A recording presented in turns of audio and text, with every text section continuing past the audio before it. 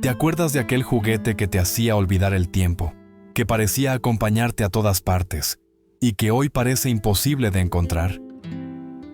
En este video vamos a viajar al pasado para revivir la memoria de 12 juguetes mexicanos que marcaron a toda una generación, pero que hoy prácticamente han desaparecido. Cada uno guarda una historia, un recuerdo y una emoción que todavía vive en quienes crecieron con ellos. El trompo, cada calle y en cada patio escolar había un trompo girando. De madera pintada, con su punta de metal y ese hilo de cáñamo que uno aprendía a enrollar con paciencia. El trompo no era solo un juguete, era un reto personal.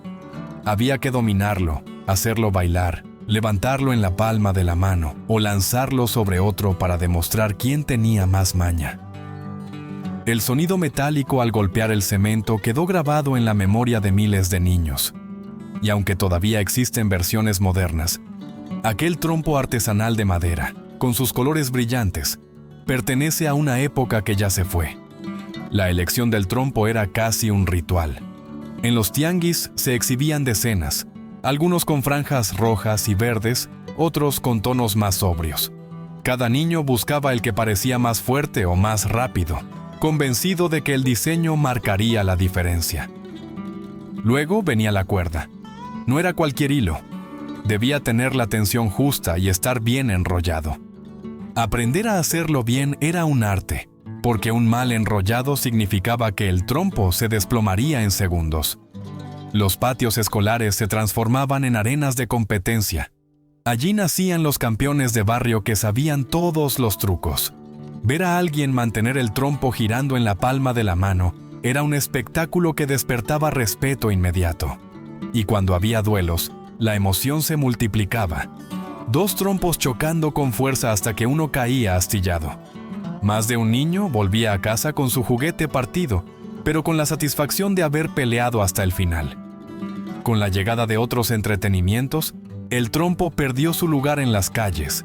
Sin embargo, todavía hoy basta con ver uno de madera para que la memoria se encienda. El trompo fue más que un pasatiempo. Fue un símbolo de destreza, de convivencia y de tardes enteras bajo el sol. Nombrarlo es volver a escuchar risas y golpes en el pavimento, como un eco que nunca desaparece. El valero. Pocos juegos lograban despertar tanta paciencia como el valero. Era un palo con una cuerda y una bola de madera perforada que había que encajar en la copa. Simple en apariencia, pero tremendamente adictivo. Quien lo probaba sabía que no bastaba con intentarlo una vez. Había que practicar hasta alcanzar la precisión necesaria. Cada intento fallido generaba frustración, pero cuando por fin la bola quedaba firme en el palo, la emoción recorría todo el cuerpo.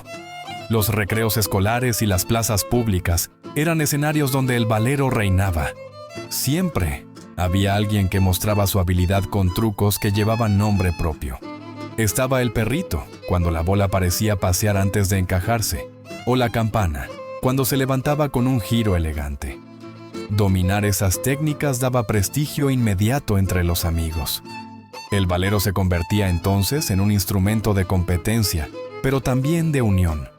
Muchos recordarán el sonido característico de la bola golpeando contra la copa vacía.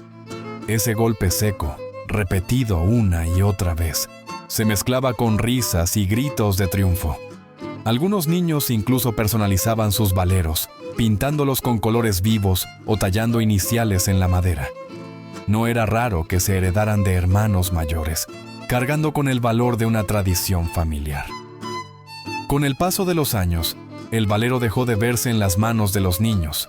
La llegada de los videojuegos y los juguetes electrónicos lo fue arrinconando. Poco a poco desapareció de las plazas, aunque todavía sobrevive en ferias y mercados artesanales. Hoy, quienes toman un valero entre las manos, redescubren la paciencia que exige y la alegría que regala. Porque más allá de su sencillez, fue un maestro silencioso de coordinación, constancia y juego compartido. Nombrarlo es volver a sentir el peso de la madera, la tensión de la cuerda y el instante perfecto en que todo encajaba como por arte de magia. El Yo-Yo Duncan. Hubo un tiempo en que tener un Yo-Yo Duncan era casi un símbolo de estatus entre los niños mexicanos. No se trataba de un juguete cualquiera. Era el objeto de moda que todos querían mostrar en el recreo o en la calle. Sus primeros modelos eran de madera. Más tarde llegaron las versiones de plástico transparente, que brillaban bajo el sol, y parecían tecnología futurista para los ojos infantiles.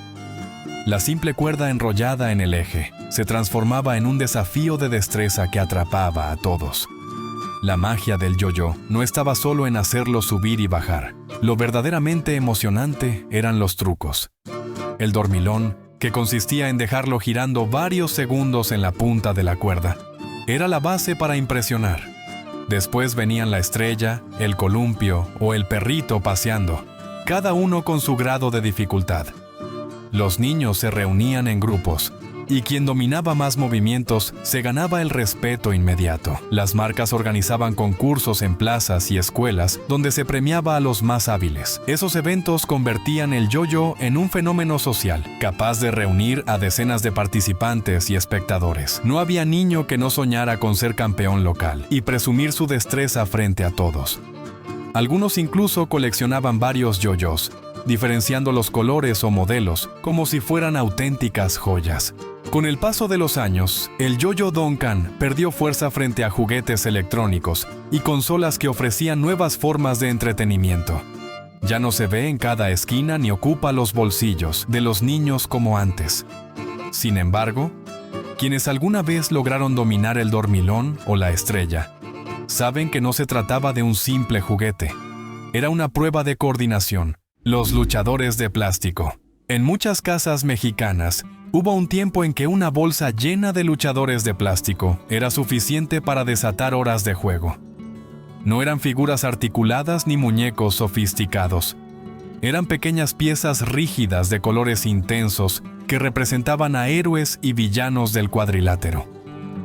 Para los niños, tener a Santo, Blue Demon o Mil Máscaras en miniatura era como traer la Arena México al patio de la casa. Aunque muchas veces no eran figuras oficiales, tenían un carisma que las hacía inconfundibles. Los luchadores se alineaban en improvisados cuadriláteros hechos con cajas, hilos o simples marcas en la tierra. Allí se libraban batallas épicas donde cada niño inventaba historias, entradas triunfales y llaves imposibles. Bastaba una tarde libre para recrear una función completa con público, narradores y hasta campeonatos que duraban semanas. El valor de estos muñecos estaba en la creatividad que despertaban. Un luchador podía ser héroe un día y villano al siguiente. El guión de cada combate cambiaba según el ánimo del momento. Esa capacidad de inventar historias era la esencia de su atractivo. Con el paso del tiempo llegaron juguetes más sofisticados, consolas de videojuegos y figuras articuladas con detalles realistas. Los luchadores de plástico quedaron relegados a mercados de pulgas y colecciones personales. Hoy se buscan como piezas de nostalgia. Nombrarlos es volver a una infancia donde no se necesitaba mucho para sentirse parte del espectáculo. Bastaba un pedazo de suelo, una bolsa de figuras rígidas y la voz emocionada de un niño narrando su propia función. Eran protagonistas de un teatro casero que convirtió a cada patio en una arena llena de emoción y fantasía. La avalancha. Hubo una época en que la avalancha era mucho más que un juguete. Era casi un vehículo de libertad. Fabricada de metal resistente, con asiento de plástico y un volante que hacía las veces de dirección y pedales, convertía cualquier calle empinada en una pista de carreras improvisada. Bastaba con encontrar una bajada lo suficientemente larga para que comenzara la aventura. El viento en el rostro, el rechinido de las llantas y la emoción de sentir que uno tenía el control de la velocidad eran parte inseparable de la experiencia. La avalancha era un objeto compartido. Pocas familias podían tener más de una, así que solía pasar de hermano a hermano y de amigo a amigo. Los niños se turnaban para manejarla, mientras otros corrían detrás animando al conductor. Había competencias improvisadas que reunían a toda la cuadra, con meta pintada en el suelo y jueces improvisados que declaraban ganadores. No había consola ni pantalla que pudiera igualar la adrenalina de descender a toda velocidad con el riesgo de una raspada o una caída. El encanto también estaba en personalizarla. Algunos pintaban las llantas, otros añadían calcomanías en el asiento o el volante. Con el tiempo, las avalanchas iban acumulando cicatrices de juego, rayones, piezas dobladas, plásticos gastados. Pero lejos de restarles valor, esos detalles eran testigos de las aventuras vividas. Con los años, la avalancha comenzó a desaparecer de las calles. La preocupación por la seguridad y la llegada de juguetes electrónicos hicieron que perdiera su lugar. Pocas sobreviven hoy, guardadas en bodegas o vendidas como piezas vintage en mercados de antigüedades. Nombrar la avalancha es volver a sentir la emoción pura de lanzarse cuesta abajo sin pensar en nada más. El carrito de fricción. Antes de los controles remotos y los coches eléctricos en miniatura, existía un mecanismo sencillo que parecía magia para los niños: la fricción. Bastaba con arrastrar el carrito hacia atrás unas cuantas veces, y al soltarlo, salía disparado con una fuerza inesperada. Ese movimiento simple provocaba asombro y desataba carreras interminables en patios, banquetas y pasillos. Los carritos de fricción eran pequeños, de plástico ligero, pero en las manos infantiles se convertían en auténticos autos de carreras. Los modelos eran variados. Había taxis amarillos, patrullas, camiones de carga y deportivos de colores vivos. Algunos traían calcomanías con números que los hacían parecer autos profesionales. Cada niño tenía su preferido y lo cuidaba como un tesoro. No era raro que se organizaran competencias, marcando una línea de salida y viendo cuál llegaba más lejos. La emoción estaba en repetir una y otra vez la carrera, convencidos de que con un empujón distinto, el resultado podía cambiar. El sonido característico del engranaje al cargar la fricción es parte de la memoria colectiva. Ese crujido metálico anticipaba el momento de soltarlo y ver cómo avanzaba solo. Muchos niños pasaban horas agachados en el suelo, inventando circuitos con obstáculos, rampas improvisadas y túneles hechos con cajas de cartón. Los carritos se estrellaban, volvían a intentarlo y sobrevivían a 1000 choques sin dejar de funcionar. Con el paso de los años, la llegada de juguetes más sofisticados redujo su presencia. Los coches a control remoto y las consolas fueron quitándoles espacio, hasta que quedaron relegados a tianguis o a cajas olvidadas en los cuartos de los abuelos. La matatena. Un puñado de piezas diminutas y una pelota eran suficientes para pasar la tarde entera.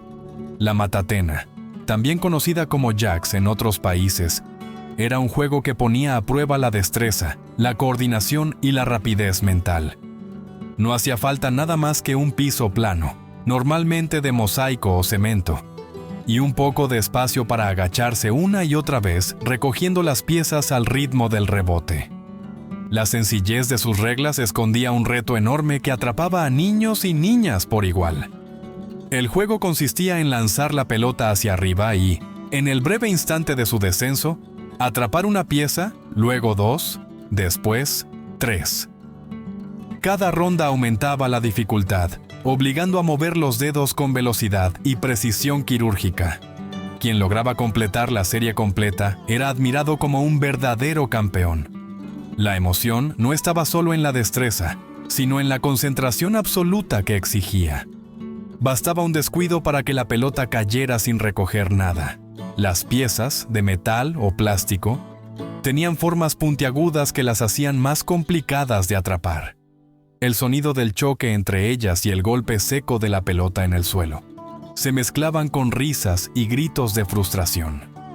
Muchas veces se jugaba en grupos, turnándose y animando a quien estaba en acción. Los patios escolares y las salas familiares fueron escenarios habituales de este juego que parecía sencillo, pero que guardaba un nivel de dificultad sorprendente. Con el paso del tiempo, la matatena fue desapareciendo de la vida cotidiana. Las nuevas generaciones apenas saben de su existencia. Fue un juego que enseñó paciencia, coordinación y concentración. Valores que siguen vivos en la memoria de quienes pasaron horas inclinados sobre el suelo, persiguiendo la perfección de una jugada completa. Si hasta ahora ya recordaste alguno de estos juguetes, suscríbete al canal para encontrar más historias que te harán viajar en el tiempo. El Mecano. Entre tornillos, tuercas y pequeñas piezas metálicas se escondía un mundo de posibilidades. El Mecano fue uno de los juegos de construcción más queridos porque permitía transformar un montón de piezas sueltas en autos, grúas, puentes o cualquier invento que la imaginación pudiera alcanzar. Para muchos niños fue la primera experiencia cercana con la ingeniería, una manera lúdica de descubrir cómo se unen las partes para crear algo sólido y funcional. El encanto del Mecano estaba en su complejidad. No era un juguete que ofreciera satisfacción inmediata, sino que pedía paciencia y dedicación. Había que leer las instrucciones, clasificar piezas, usar las diminutas llaves para ajustar los tornillos. Cada avance requería concentración, pero al mismo tiempo despertaba orgullo. El momento de ver la grúa terminada o el coche armado era una recompensa única, fruto del esfuerzo y la constancia. En las casas, el Mecano se convertía en una actividad compartida. A veces los padres se sentaban con los hijos a armar estructuras, transmitiendo no solo conocimientos, sino también tiempo de calidad. El sonido del metal al ajustarse, el olor leve del aceite en las piezas nuevas y la emoción de descubrir un nuevo mecanismo marcaban recuerdos imborrables. No todos lograban completar las construcciones más difíciles. Con la llegada de juguetes de plástico y sistemas de construcción más modernos, el Mecano tradicional de metal fue quedando en el olvido. Hoy es considerado una reliquia que algunos coleccionistas buscan con nostalgia. Nombrar el Mecano es evocar tardes de paciencia, tornillos diminutos y sueños de inventar algo grande a partir de piezas pequeñas. Fue un juguete que no solo entretenía, sino que enseñaba a perseverar, a planear y a crear. El trompo mágico de luz. Cuando parecía que el clásico trompo de madera no podía reinventarse, apareció una versión que sorprendió a todos: el trompo mágico de luz.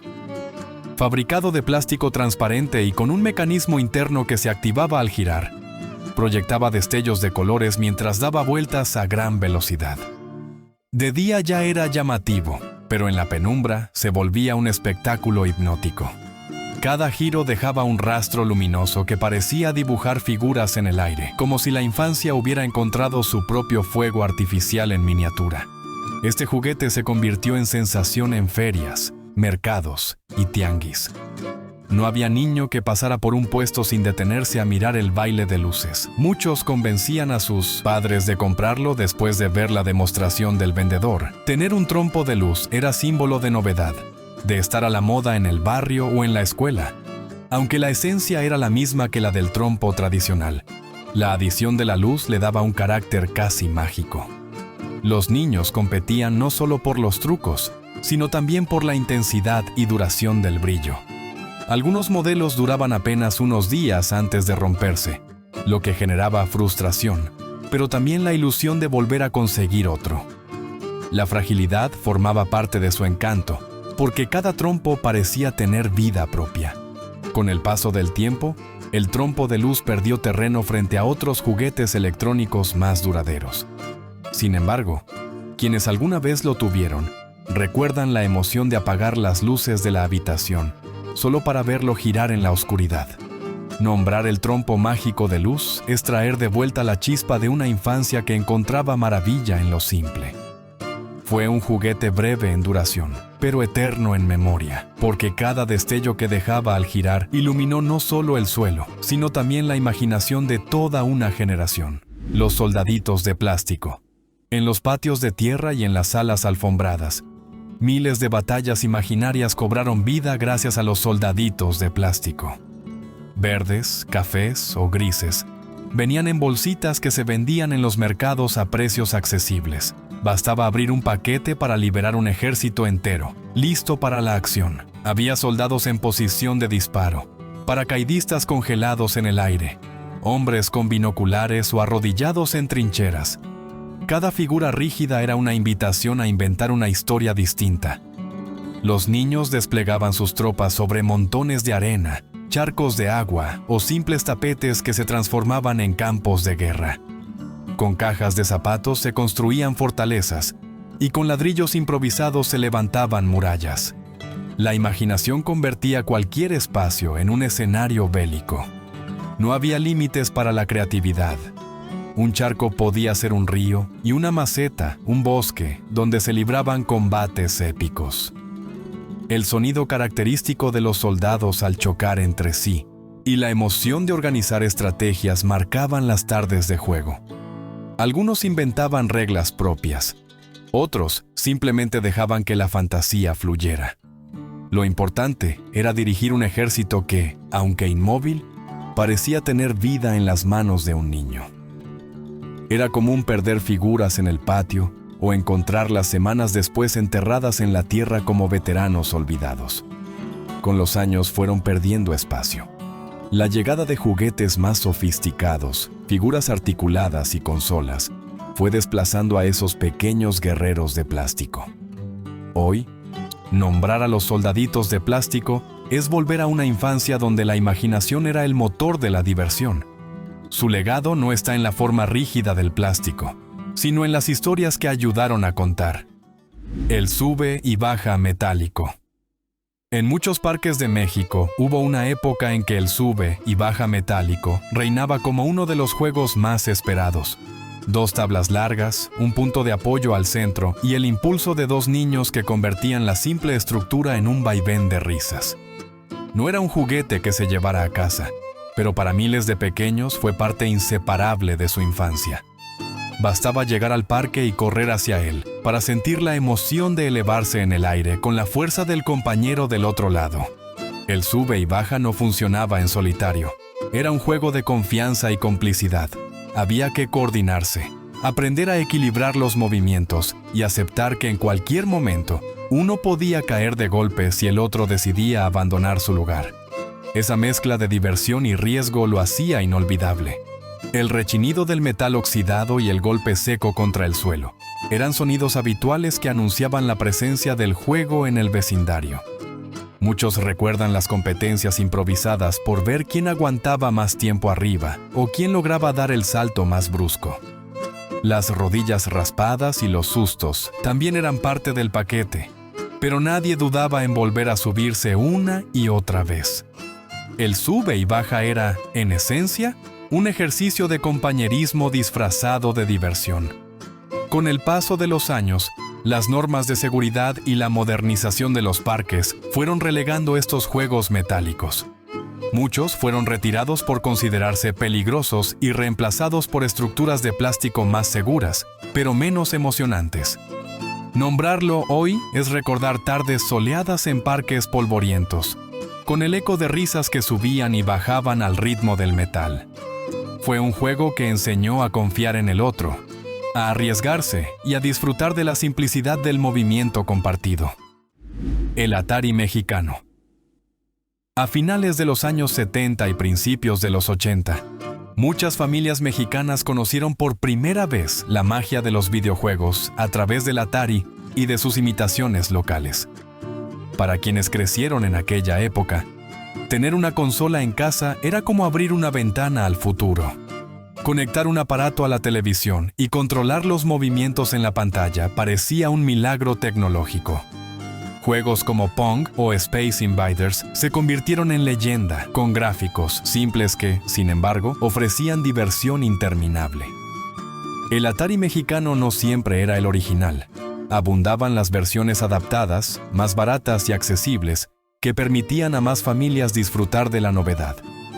En las salas se reunían hermanos, primos y vecinos para turnarse frente al televisor, sujetando aquel mando cuadrado con una palanca y un solo botón rojo. Cada partida era motivo de competencia, risas y discusiones por ver quién lograba la puntuación más alta. Lo fascinante era la capacidad de la consola para transformar la dinámica familiar. De pronto, la televisión dejaba de ser un aparato pasivo para convertirse en escenario de juego interactivo. Los padres se asombraban, los niños se entusiasmaban, y los amigos querían quedarse más tiempo en casa de aquel afortunado que poseía el Atari. El sonido repetitivo de los disparos o el rebote de la pelota electrónica se mezclaba con la emoción de descubrir un mundo nuevo. Con la llegada de consolas más avanzadas, el Atari y sus imitaciones fueron quedando atrás. Los gráficos se volvieron más complejos, hasta que aquellas líneas simples y cuadrados luminosos parecieron cosa de otro tiempo. Sin embargo, en la memoria colectiva siguen ocupando un lugar especial. Nombrar el Atari mexicano es volver a las tardes en las que la tecnología aún sorprendía con lo elemental. Fue un puente entre la tradición del juego físico y la revolución digital. Para muchos niños mexicanos, fue la primera vez que sintieron que el futuro había llegado al hogar, en forma de una palanca negra y un botón rojo que parecían contener todo un universo. Y ahora quiero preguntarte, ¿con cuál de estos juguetes jugaste tú? ¿Todavía conservas alguno en tu casa o recuerdas otro que no mencionamos aquí? Déjalo en los comentarios, porque entre todos podemos revivir esa infancia que parecía olvidada. Si te gustó este viaje al pasado, suscríbete al canal, dale me gusta y comparte este video para que más personas recuerden los juguetes que marcaron a toda una generación. Porque al final, recordar también es jugar.